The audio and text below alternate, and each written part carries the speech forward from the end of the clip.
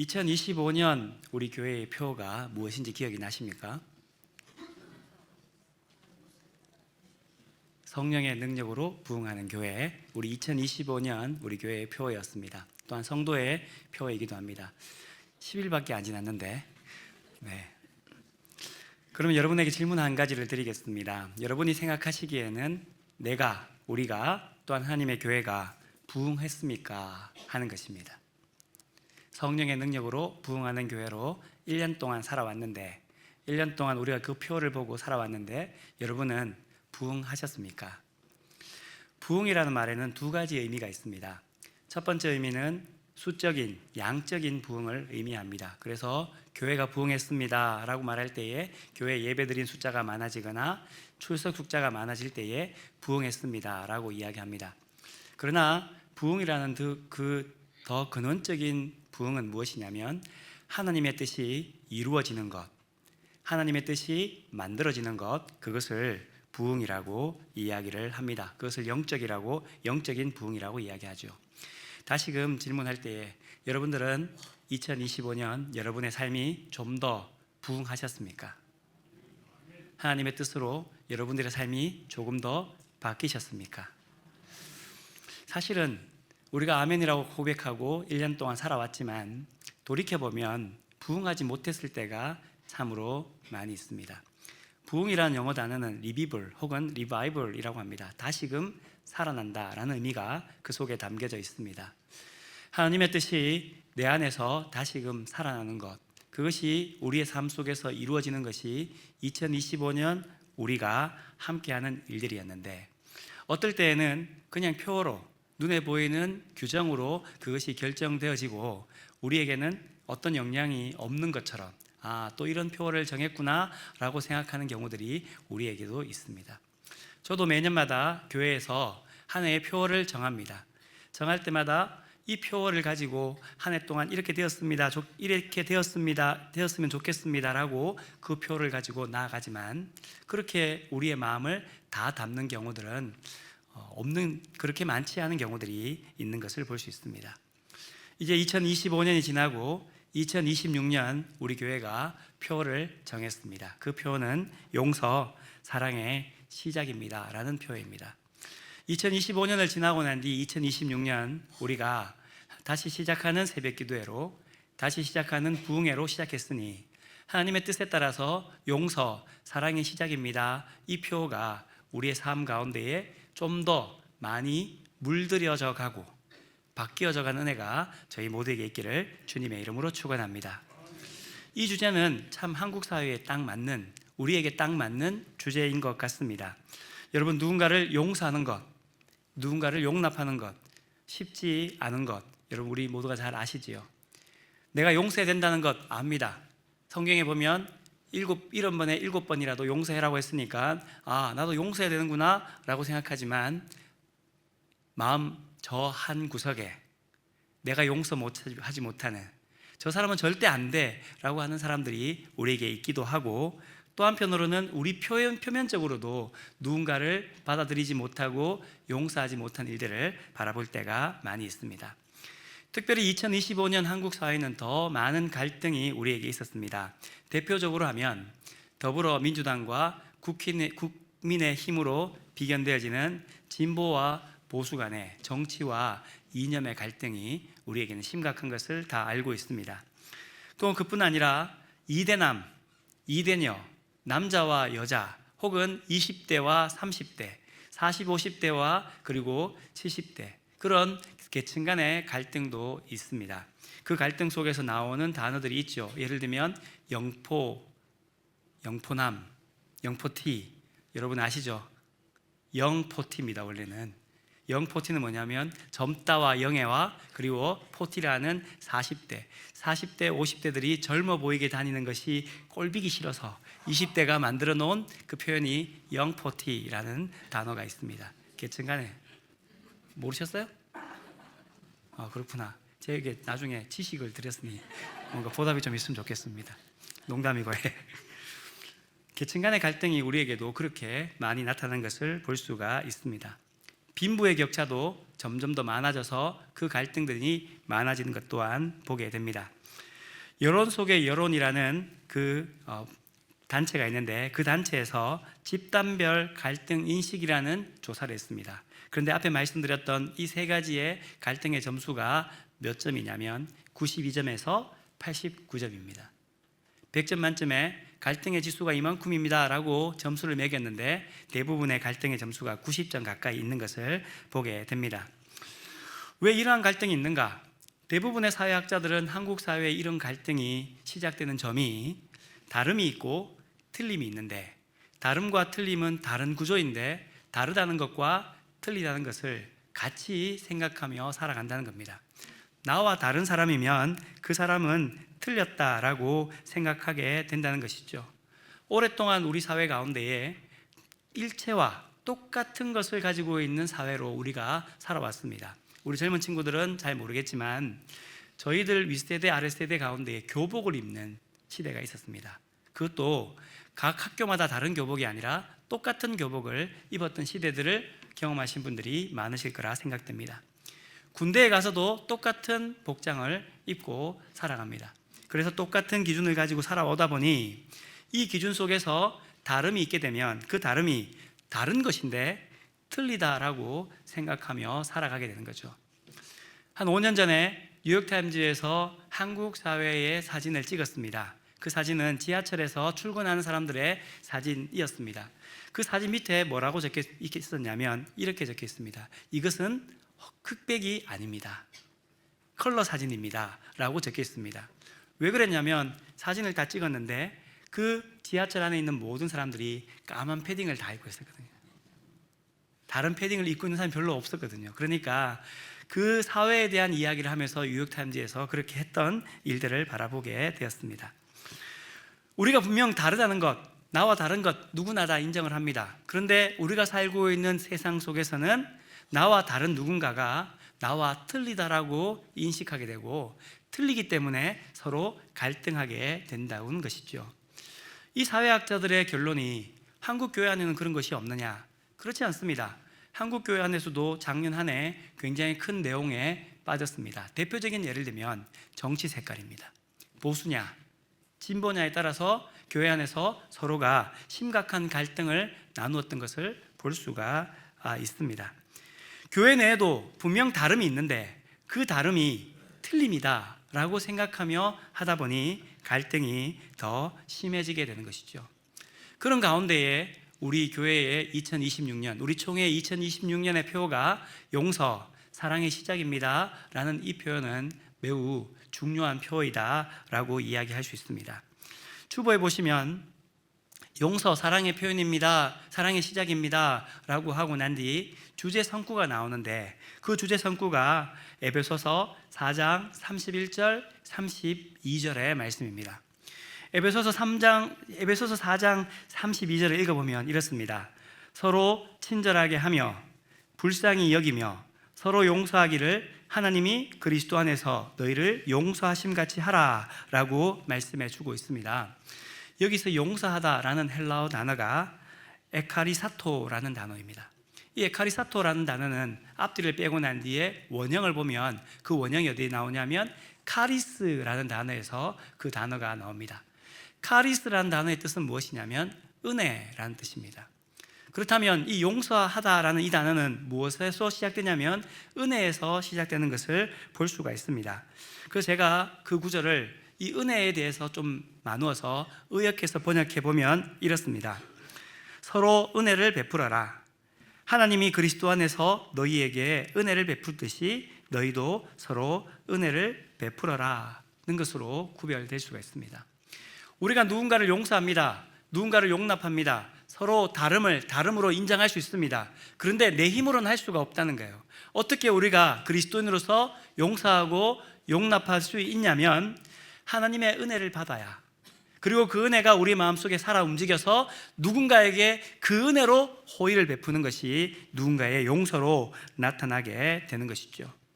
그러면 그 용서함을, 은혜를 가지고 그 은혜를 베풀고 호의를 베풀면서 용서하는 사람들을 무엇이라고 얘기하냐면 오늘 본문에 이렇게 말합니다. 24절 말씀, 하나님을 따라 의와 진리의 거룩함으로 지으심을 받은 새 사람을 입으라라고 말씀해 주고 있습니다.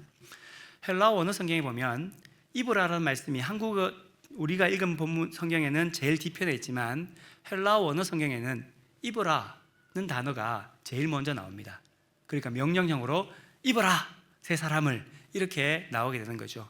근데 그 입어라는 그 단어의 시제가 무엇이냐면 첫 번째는 명령형입니다. 입어야 될 수밖에 없는 거죠. 두 번째는 미완료형입니다. 미완료라는 말은 무엇이냐면 완료되지 않았다, 끝나지 않았다는 이야기죠. 그러니까 새 사람을 입으라는 이 말씀은 매일마다 옷을 갈아입듯이 우리도 새 사람을 입는 일들이 매일마다 있어야 된다는 것을 의미하게 되는 것이죠. 새 사람을 입는 하나님의 은혜의 일들이 이전에도 있어야 되고 어제도 있어야 되고 오늘도 있어야 되고 내일도 있어야 된다는 겁니다. 지난주에 다시 시작 찬양 부흥회 최홍덕 간사님을 통하여 많은 은혜를 받았습니다. 거기서 끝나는 것이 아니라 또 이번 주일날 우리가 함께 예배 드리는 가운데에 하나님의 은혜가 우리에게 있어야 되고 그 은혜가 매일마다 있음으로 말미암아 우리가 바뀌어져 가게 된다는 것이죠. 우리가 아는 말 중에 그런 말들이 있습니다. 생각은 말을 만들고 말은 행동을 만들고 행동은 습관을 만들고 습관은 인격을 만든다라는 말이 있습니다. 여러분, 습관을 만든다는 것 쉬운 일이 아닙니다. 예를 들어서 다시 시작 새벽 기도회를 우리가 했습니다. 우리가 다시 시작하니까 새벽 기도회를 해야 되겠다라고 생각했습니다. 근데 매일마다 새벽에 그 시간에 일어나는 분들에게는 그 시간이 그렇게 어렵지 않습니다. 왜냐하면 그 시간 되면 눈이 떠집니다. 습관화되어져 있기 때문이죠. 그런데 내가 마음을 먹어서 다시 시작 새벽 기도에 나가겠다라고 마음을 먹으면 내가 안 나가다가 마음 먹으면 그때는 어떻게 하냐면 생각합니다. 이제 나가야지. 나가려면 어떻게 해야 될까? 어떻게 해야 되냐면 알람을 맞춥니다. 한 개만 맞출까요? 2개를 맞춥니다. 심지어는 예전에 제 친구 중에는 이런 친구가 있었습니다. 밤새고 새벽 기도 갔다 와서 자야 되겠다라고 하는 사람도 있었습니다. 처음에는 우리가 가지고 있는 습관을 만든다는 것이 쉽지 않습니다. 그런데 한 번, 2번, 3번 생각하고 말하고 행동하고 나면 어느 날 하나의 패턴이 되어지게 되고 그 패턴이 우리의 삶으로 바뀌어지게 되는 것이죠. 새 사람을 입어야 합니다. 새 사람을 입은 것은 그냥 새 사람이 입습니다 라고 해서 새 사람이 입혀지는 것이 아니라 매일마다 매 순간마다 하나님의 은혜가 나에게 영향력을 미치고 그 영향력을 미치는 내 삶이 조금씩 변화되어지고 그렇게 변화되어지는 마지막에 우리가 새 사람으로 바뀌어져 가게 되는 것이죠. 그것이 바로 은혜 받은 자의 삶입니다. 그러면 왜 우리가 옛사람을 벗어버리고 새 사람을 입어야 하느냐? 왜 우리는 새 사람을 입으라는 이 명령에 따라가며 살아가야 하느냐라는 질문이 생겨나게 됩니다. 왜냐? 오늘 본문을 보면 17절에 이렇게 시작합니다. 그러므로 라고 시작하는 것을 볼 수가 있습니다. 여러분, 성경을 읽다가 그러므로 혹은 그러나 이런 단어가 나오면 경상도 사투리로 동그라미를 쳐야 합니다. 왜냐하면 그 동그라미를 치고 난 뒤에 앞과 뒤를 다 읽어봐야 그 의미를 알 수 있기 때문입니다. 옛사람을 벗어버리고 새 사람을 입어라 이렇게 말씀하는 그 말씀은 단순히 명령에 끝나는 것이 아니라 앞에 어떤 일이 있었는가에 대한 것을 알아야 뒤에 그 명령을 따라 살아가게 되는 것이죠. 4장 1절과 17절에 보면 2번에 걸쳐서 그러므로 라고 나타납니다. 그러면 4장 말씀을 이해하기 위해서는 무엇을 알아야 되냐면 1장부터 3장까지의 어떠한 내용이 있었는가를 알아야 되는 거죠. 오늘 이 시간에 1장부터 3장까지의 내용을 다 이야기하면 집에 못 갑니다. 그래서 나중에 에베소서를 다 같이 말씀을 나누는 강의를 해보려고 합니다. 그냥 잠시 살펴보면 2장 1절에 이렇게 말씀합니다. 그는 허물과 죄로 죽었던 너희를 살리셨다라고 말씀해 주고 있습니다. 우리 인간의 원래 운명이 무엇이냐면 죄와 허물로 죽었다는 겁니다. 죽어간다는 것도 아니고 이미 죽었다는 것을 이야기를 합니다. 그런데 예수 그리스도께서 너희를 살리셨다라고 우리에게 말씀해 주고 있습니다. 죄와 허물로 죽었던 우리의 인생은 어떤 인생이었냐면 3절에 보면 다른 이들과 같이 본질상 진노의 아들이었다라고 말씀합니다. 그 진노의 아들인 우리를 하나님께서 어떻게 하시냐면 4절 말씀에 긍휼이 풍성하신 하나님이 우리를 사랑하신 그 큰 사랑으로 인하여 우리를 그리스도와 함께 살리셨다라고 4절과 5절에 말씀합니다. 그 결론이 어떠냐면 2장 8절 말씀 이렇게 말씀합니다. 너희는 그 은혜에 의하여 믿음으로 말미암아 구원을 받았으니 이것은 너희에게서 난 것이 아니요 하나님의 선물이다 라고 말합니다. 구원받은 자라고 이야기합니다. 그 구원받은 사람은 어떤 사람이냐? 2장 19절 이렇게 말씀합니다. 그러므로 이제부터 너희는 외인도 아니요 나그네도 아니요 오직 성도들과 동일한 시민이요 하나님의 권속이라 라고 말씀해 주고 있습니다. 우리의 인생이 원래 죄와 허물로 죽었던 인생인데 하나님께서 놀라운 사랑을 우리에게 베푸셔서 우리를 구원하시고 이제부터는 우리를 성도와 동일한 시민으로 하나님의 권속으로 하나님의 충만하신 인생으로 우리를 바꾸셨다라고 말씀합니다. 그러면 그렇게 바꾸신 인생이 어떻게 살아가야 하느냐? 옛사람을 벗어버리고 하나님을 따라 의와 진리의 거룩함으로 지으심을 받은 새 사람으로 입는 인생으로 살아가야 된다라고 말씀해 주고 있는 것이죠. 그러니 우리는 옛사람을 벗어버리는 인생이 되어야 되고 새 사람으로 입어가는 매일의 삶이 우리에게 있어야 된다라고 말씀해 주고 있는 겁니다. 그러면 옛사람을 벗어버린다는 인생이 도대체 어떤 인생이냐 하는 것입니다. 오늘 본문 17절에서 19절까지 옛사람에 대한 모습에 대해서 말씀해 주고 있습니다. 17절에 이렇게 말씀합니다. 이제부터 너희는 이방인이 그 마음에 허망한 것으로 행함같이 행하지 말라라고 말씀해 주고 있습니다. 이방인이 그 마음에 허망한 것, 여기서 허망하다 이 단어는 아무런 목적 없이 그냥 살아가다 혹은 자신의 뜻에 따라 살아가다라는 의미가 그 속에 담겨져 있습니다. 옛사람의 특징이 뭐냐면 이방인들이 아무런 의미 없이 살아가듯 또는 자기의 생각에 따라 살아가는 것처럼 그렇게 살아가는 것이 이방인의 삶이었다라고 이야기해 주고 있습니다. 좀 더 구체적으로 그들의 삶은 어떤 삶이었냐면 18절에 두 가지의 이방인의 삶에 대해서 말씀해 줍니다. 첫 번째는 그들의 총명이 어두워지고 그들 가운데에 무지함이 있었다라고 말씀해 주고 있습니다. 오늘 말씀 24절을 보면 하나님을 따라라고 말씀해 주고 있습니다.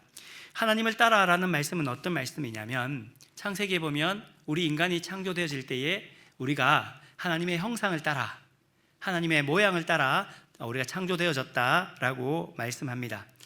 하나님의 형상을 따라 하나님의 모양을 따라 창조되었는 우리 인생들은 참된 빛이신 하나님을 우리의 마음에 품고 살아가는 사람들입니다.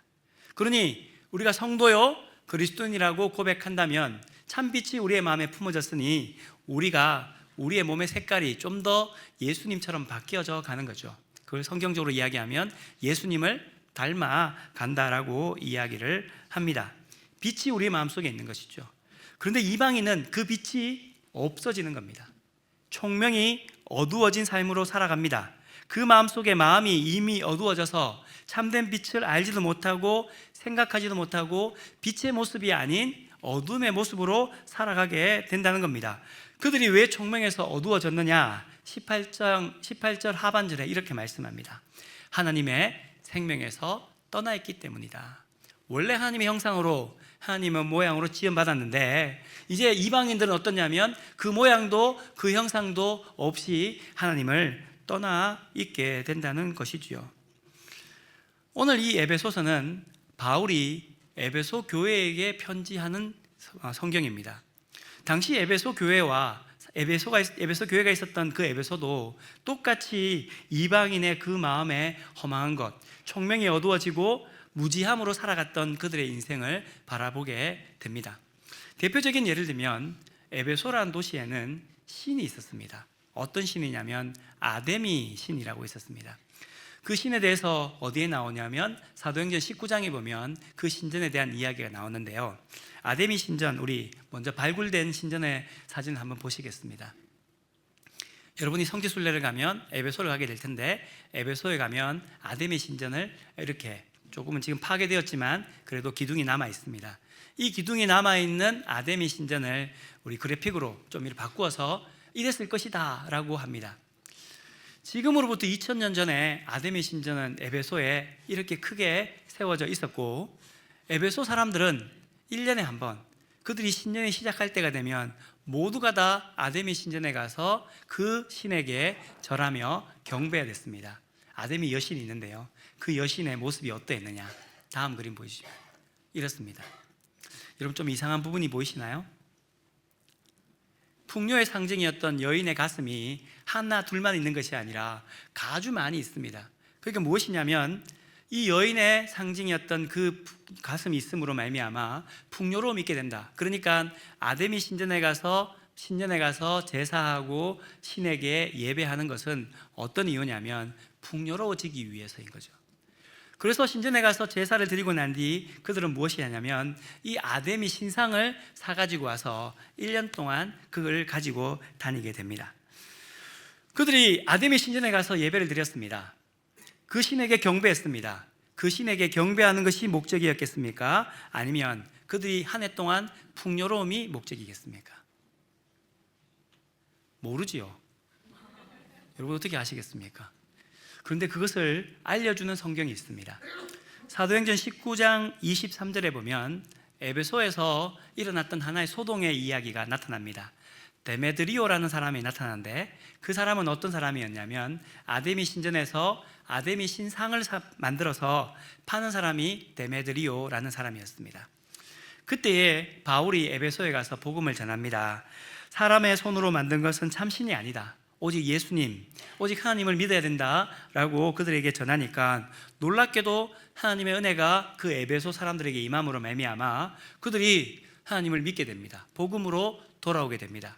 그러니까 그들이 무엇을 했냐면 마술을 했던 책을 불타르기도 하고, 또 한편으로는 아데미 신상을 더 이상 가지지 않는 겁니다. 누구에게 문제가 있겠습니까? 데메드리오에게 문제가 생긴 겁니다. 그래서 이 데메드리오는 사람들을 선동합니다. 이 바울이 아데미 신을 무시하게 된다, 신전도 무시한다, 그러니까 이 사람들을 쫓아내야 된다라고 이야기하며 선동을 하니 에베소 사람들이 분노가 가득해서 원흥격장에 모이게 되고, 에베소의 아데미여, 에베소의 아데미여 라고 외치면서 바울을 쫓아내고 다시금 그들이 신을 섬기는 일들이 있게 됩니다. 다른 사람 모르겠고 데메드리오 입장에서는 아데미 신을 섬기는 것입니까? 신상을 팔기 위해서인 겁니까? 신상을 팔아서 자기의 풍요로움을 얻기 위해서인 거죠. 신의 뜻이 무엇인가에 관심을 가지기보다는 자신의 이익을 위해서 그 신을 이용하는 일들이 에베소에 있게 되었고, 그 일이 무엇이냐면 총명이 어두워지고 무지함 때문이다 라고 말씀해 주고 있습니다. 오늘 우리의 삶에도 이러한 비슷한 일들은 많이 있죠. 다시 시작 새벽 기도회를 하고 또한 새벽 기도에 나오면 저도 함께 기도합니다. 교회를 위해서 기도하기도 하고 가정을 위해서 기도하기도 하는데, 제가 기도하면서 생각해 보니까 기도하는 가운데 빠지지 않는 기도가 저에게 꼭 있습니다. 누구의 기도냐면요, 자녀에 대한 기도입니다. 성도님들 위해 기도는 죄송합니다, 좀 빠지긴 한데 자녀를 위한 기도는 안 빠지더라고요. 그래서 어느 날 기도했습니다. 하나님, 사랑하는 우리 자녀가 하나님의 영광을 위해서 하나님의 뜻을 따라서 살기를 원합니다, 이렇게 기도했습니다. 그런데 기도하는 가운데 제 마음속에 그런 마음이 생겼습니다. 하나님의 뜻을 따라서 하나님의 영광을 위해서 살아간다는 게 뭐야?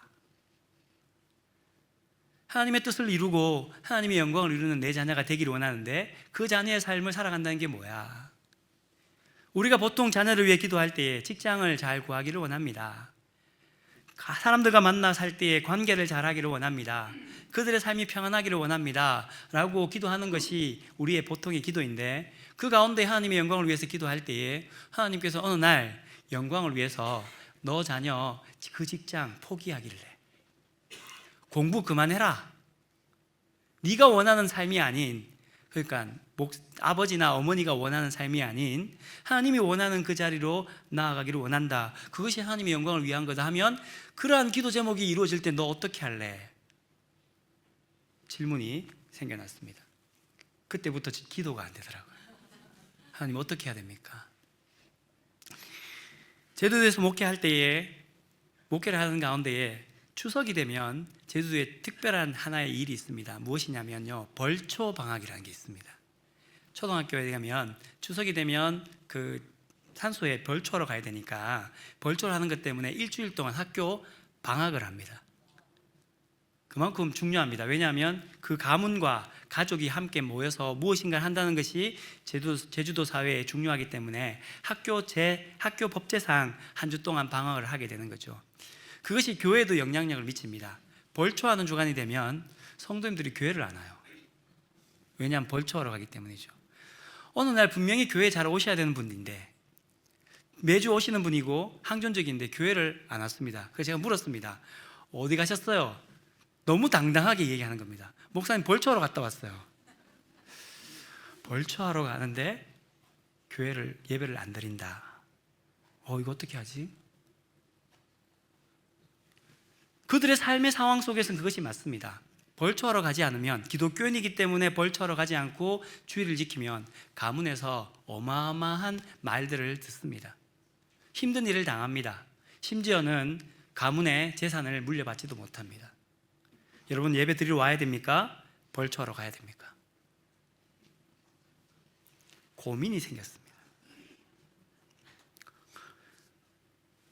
또한 마찬가지입니다. 아주 어려운 교회의 목사님 이야기였는데, 목사님께서 하다 보니 그 교회 항존직들이, 죄송합니다, 10의 1조를 하지 않는 겁니다. 항존직 중에 왜 10의 1조를 하지 않느냐라고 물어봤더니, 예전에는 삶이 너무나도 어려우니까 헌금하라는 이야기를 못하더라는 겁니다. 그래서 하나님의 것을 하나님의 것으로 10분의 1을 드려야 된다라고 가르쳐야 되는데 도저히 가르칠 수가 없었다는 거예요.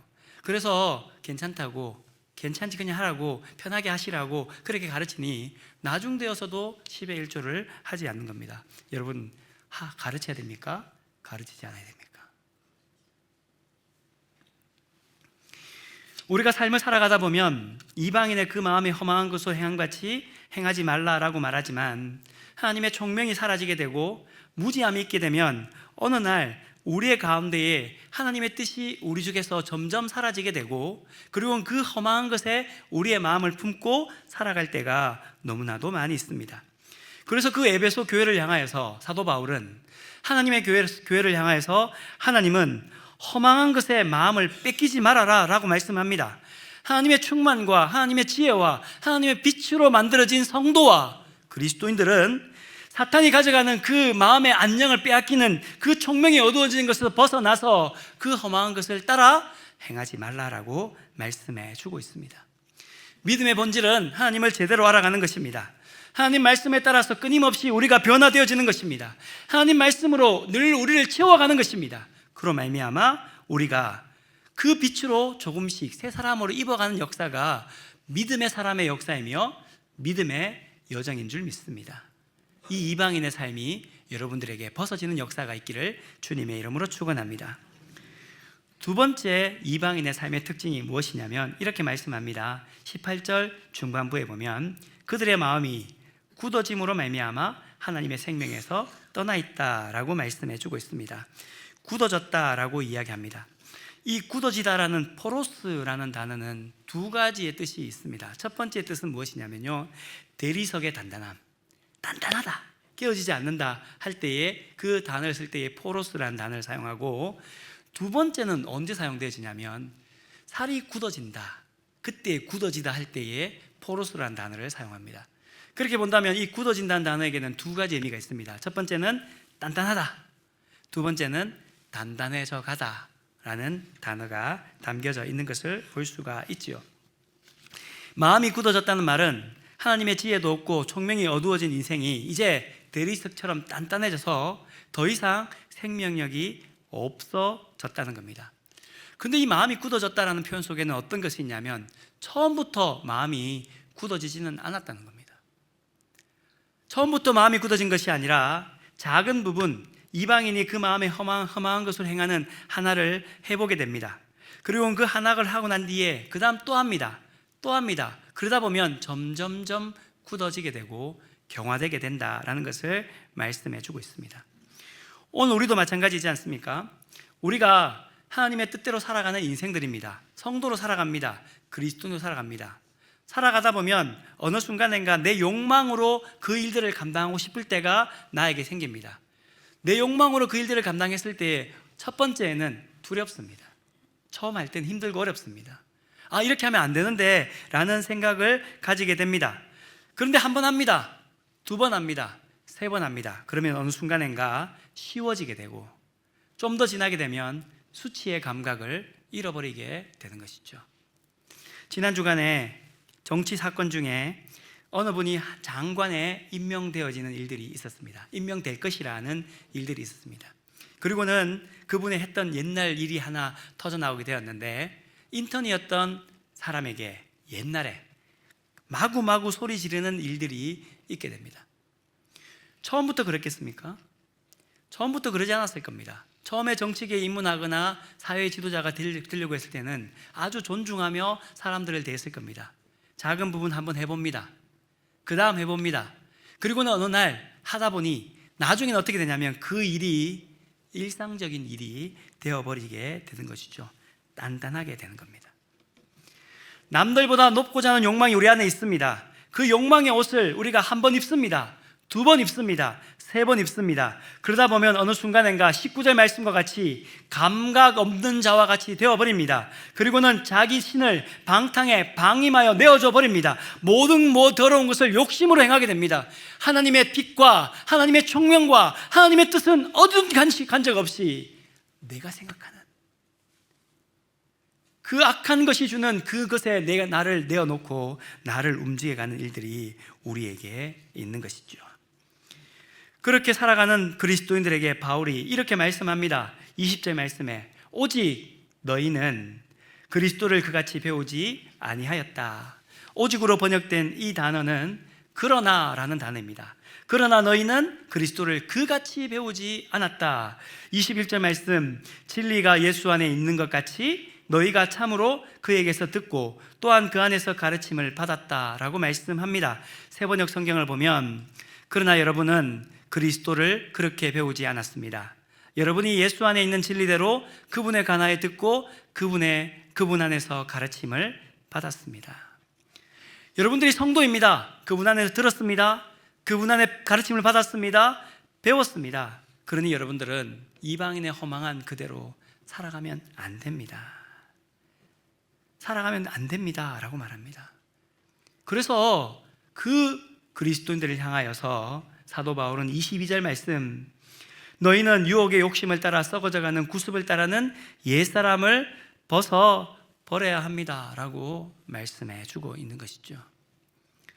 여러분, 그런데 굳은 살것이 단단해졌습니다. 감각 없는 자가 되어서 자신을 방탕에 방임했습니다. 벗어버린다고 벗어버릴 수 있나요?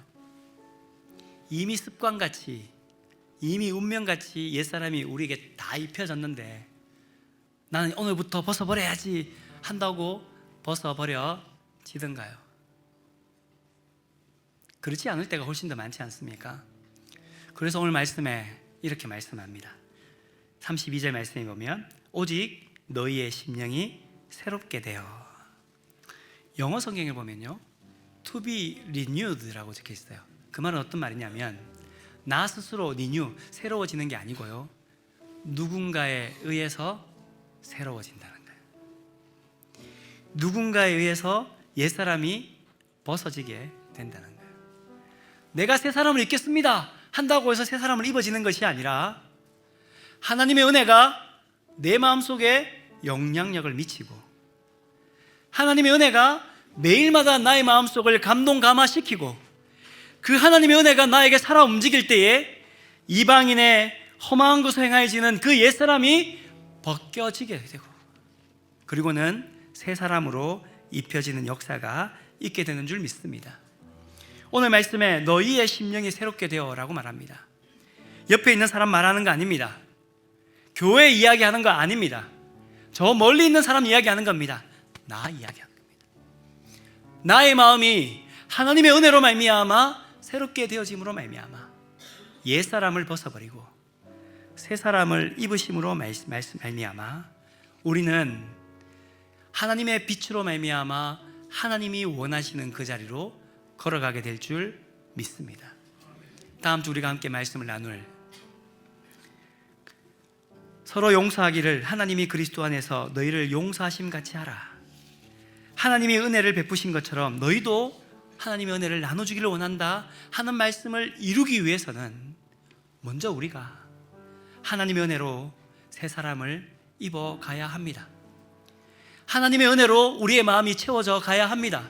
그리고는 옛사람을 벗어버리고 새 사람을 입어가는 역사가 2026년 예배하는 모든 성도들에게 또한 하나님의 교회에 있기를 주님의 이름으로 축원합니다. 그 마음이 채워감을 함께 고백하며 오늘의 찬송을 하겠습니다. 오 나의 자비로운 주여 나의 몸과 영혼을 주님 은혜로 다 채워주십시오. 함께 찬송하며 나아가겠습니다.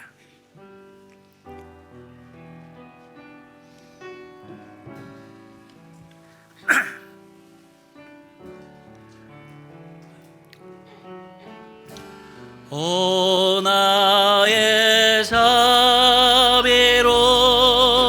주여 나의 몸과 영혼을 주님 은혜로 다 채워 주소서. 이 세상 괴로움 걱정 근심 주여 받아주시고 힘든 세상에서 인도하소서.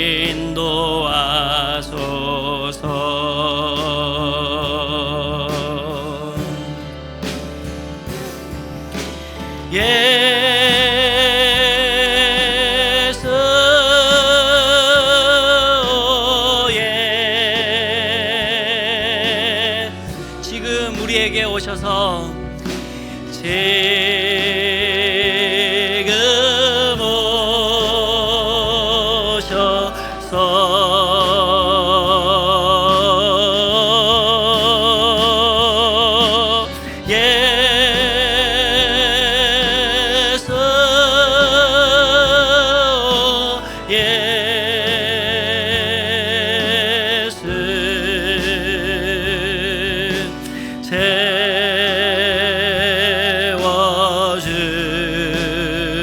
오셔서 채워주소서. 모여라 주께 찬양하라 나의 귀한 친구여 모여 주께 찬양하라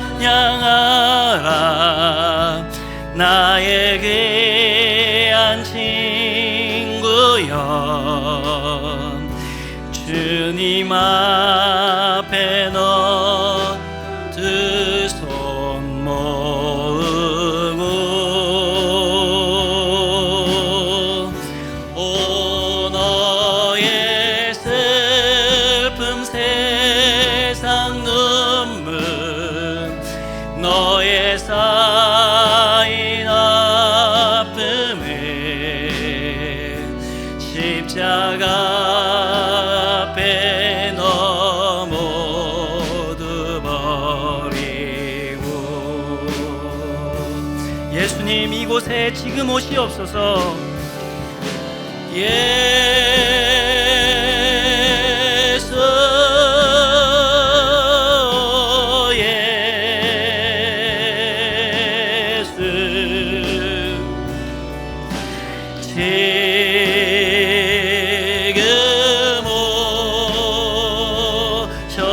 오셔서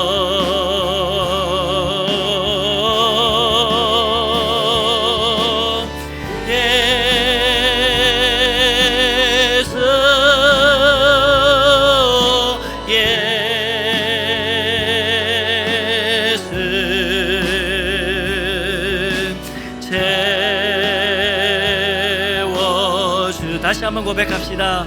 예수님 이곳에 오셔서 우리에게 채워주시옵소서.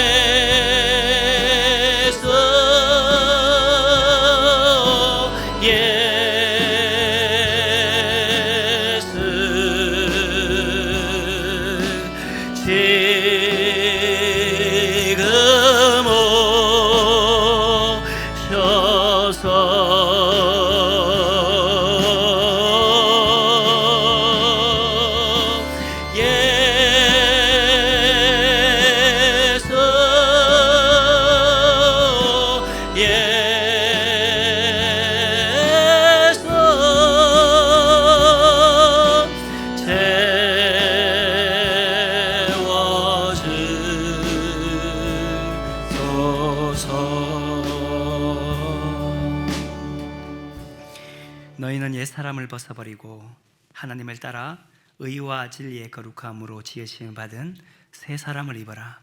하나님 아버지, 오늘 이 말씀을 도전받아 올 한 해 옛사람을 버리고 새 사람으로 나아갑니다. 하지만 이방인의 허망한 것으로 행한 우리의 인생들, 내 힘으로는 도저히 벗어버릴 수가 없습니다. 하나님, 이곳에 오셔서 우리에게 임재하여 주시고 하나님의 호의와 은혜가 우리의 마음에 충만케 하여 주시고 그로 말미암아 옛사람이 벗어지게 하시고 새 사람으로 하나님을 날마다 닮아갈 수 있는 주의 성도가 되게, 하나님의 교회가 되게 인도하여 주시옵소서. 예수님의 이름으로 기도드리옵나이다. 아멘.